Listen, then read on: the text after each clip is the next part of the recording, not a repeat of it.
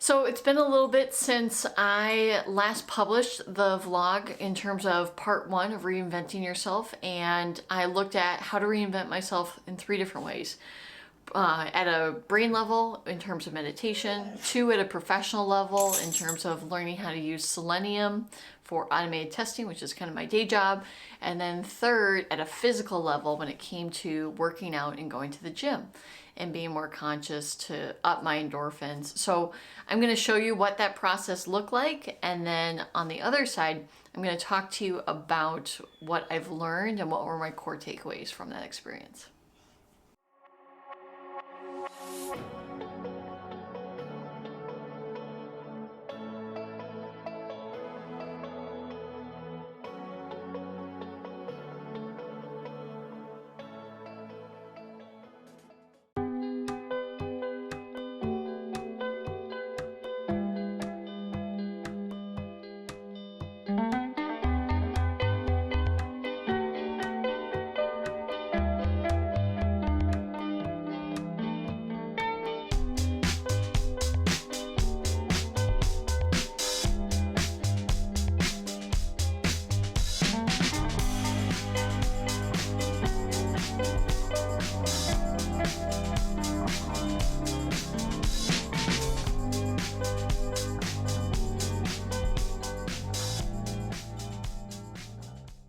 I find that telling the internet about things that you're going to do is a great way of keeping yourself accountable. So today I'm going to dive deep into learning how to use Selenium's automation tool, or to use the Selenium framework to automate my tests. And so today, first of all, I've used the Chrome extension and done a little bit of exploratory testing, kind of clicking around to see if I could create tests and then run them successfully.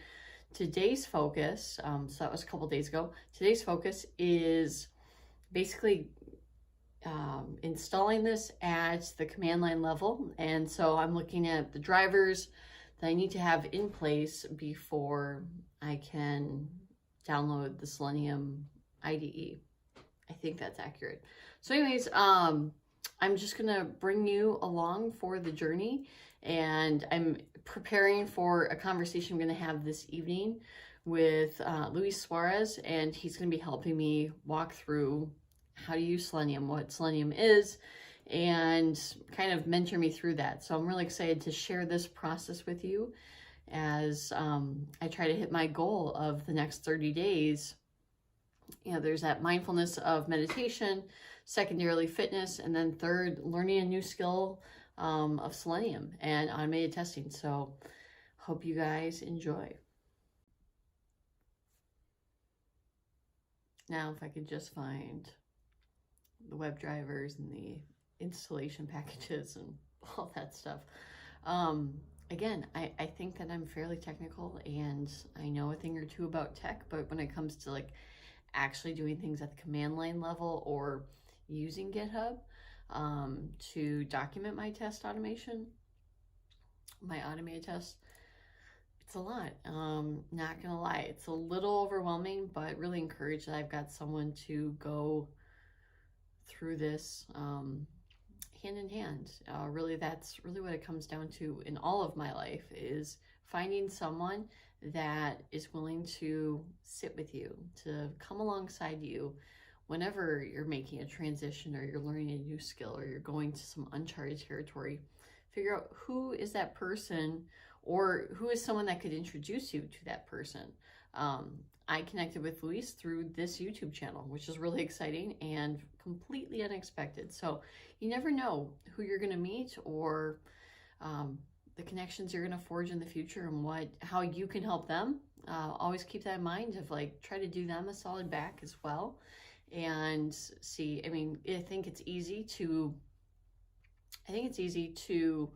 look at what they can do for you, but it takes a little bit more of an exercise to say, how can I help that person? How am I uniquely gifted to come alongside this person to help them with their business or their homework, or talk them through a tough situation at work? So make sure it's a two-way street.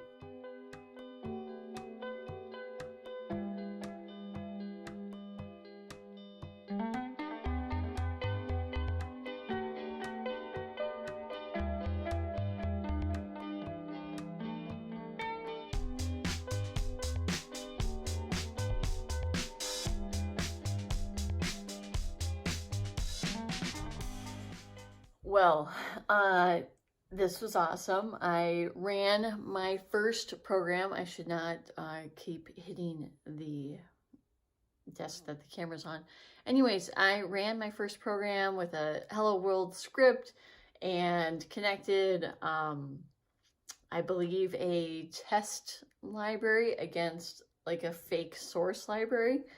And I could be completely lying because I'm just not educated enough, but it's really exciting. It's really encouraging to see firsthand what I have been watching developers do for, and like my peers, my dear friends, do for years and years.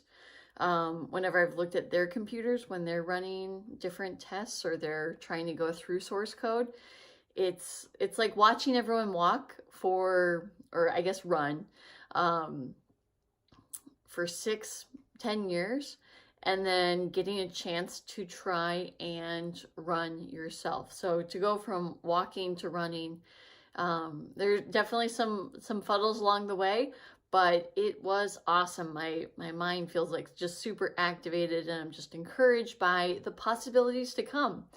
And once again, just goes to prove that life is on the other side of taking risks and trying new things. So anyways, just wanted to kind of like diary blog about that on the other side of my first lesson with Luis, and hope you guys found this interesting as I tackle selenium. If you know about selenium and you're watching this, please, please, please, please connect with me in the comments below. I would love any tips, suggestions, guidance, tools, if you have favorite applications that you like to leverage when it comes to, doing, writing up your automation or markdown, text editors, etc.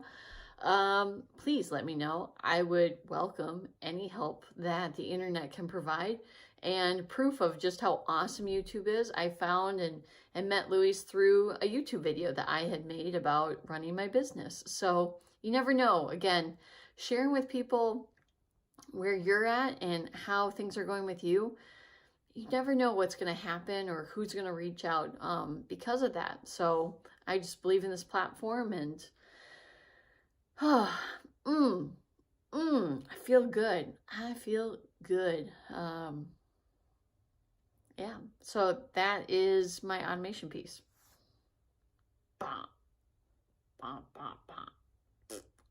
My core takeaways have been multifaceted.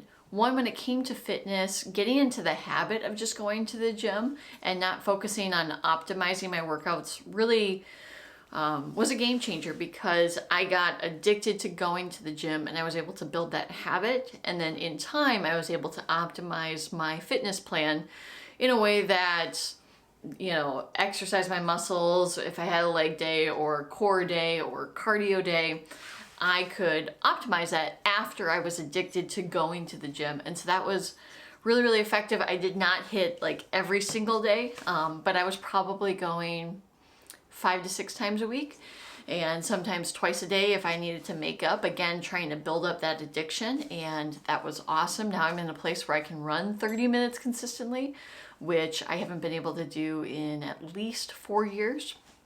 So that's the fitness piece. And then when it came to learning how to use Selenium, I kind of took a left turn and went all the way down to learning how to use Java and writing my first program, looking at how to set up my own environment and download the relevant tools. So that was often a really, really scary thing that I would typically just shut down and say, you know what, it's too hard. This is not my skill set. This is not my brain. I can't do this. But I had Luis from YouTube, one of the followers of this channel. He connected with me and has been tutoring and coaching me through how to do all of that. So that's been amazing. And thank you, Luis, for that. And then as a consequence of that, I've been downloading different tools to get Selenium running locally through Homebrew on my Mac and all this stuff. I've run into some challenges when it came to having all my data saved on path. So for those of you that know tech stuff, you'll know what I'm referring to, but it's been a nightmare. But it's been a good nightmare. It's been amazingly confidence building in a way that I haven't experienced in a very, very long time in terms of learning something new. And the way I would describe the benefits of learning how to program or how to write just a very simple program is working in technology for years and years with developers that I love, adore, and respect. It's been like crawling alongside them while watching everyone else run. And that can be really discouraging because, you know, like you've seen them do what they do day in and day out, so you have like a general idea of what they do. But through this activity, through Louise, I was able to kind of jog, metaphorically speaking, for the first time at a dev level, and that was awesome. And I'm kind of like addicted to that, so I'm going to keep going as time allows. And I'm going to take my dog's collar off because he's loud. And then lastly, meditation. When it comes to using the Headspace app, I have been more mindful of how I react, how meltdowns go down, how I eat. Why am I eating? Am I eating so much because I believe that I'm not going to have enough to eat? Being a middle child and just being concerned that there's not enough to go around, and so therefore I, binge eat. With meditation, I've been able to slow that down and go, Kelsey, why are you going for like your 50th chip, or why eat the whole bowl of guacamole? Just being honest, guys, just being honest. So this has been incredible to slow down my mind, which, as we know with autism, is like hyper connected, more so than people that without autism, and go, okay, well, what's the why behind what you're doing? And so I can't speak highly enough of meditation. I wish I had been doing it 15 years ago. So that's why I want to tell you guys about it. Check out the link in the bio below because it's just awesome. And so I hope you guys take this as maybe a bit of inspiration to reinvent yourself and think about what's something that's always been daunting to me, or it's always seemed inconquerable, but maybe today you're going to try something new. Let me know in the comments below, and look forward to connecting with you guys there.